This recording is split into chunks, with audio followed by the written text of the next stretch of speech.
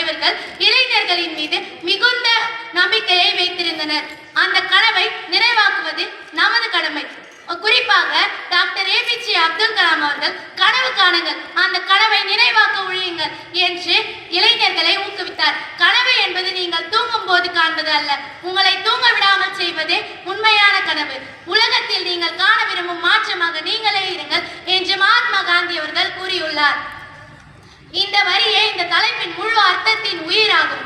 இளைஞர்களிடம் இருக்கும் மிகப்பெரிய சக்தி வயது அல்ல, எண்ணம். எண்ணங்கள் உயர்ந்திருந்தால் செயல்கள் உயர்ந்திருக்கும், செயல்கள் உயர்ந்திருந்தால் நாடு உயர்ந்திருக்கும். இவற்றை எல்லாம் பின்பற்றினால் புதிய இந்தியாவை உருவாக்கலாம். நாம் வெறும் கனவு காண்பவர்கள் அல்ல, கனவுகளை மெய்ப்பிக்கும் வல்லமை படைத்தவர்கள். எழும் இந்தியாவை நமது கைகளில். நன்றி, வணக்கம், ஜெய் ஹிந்த்.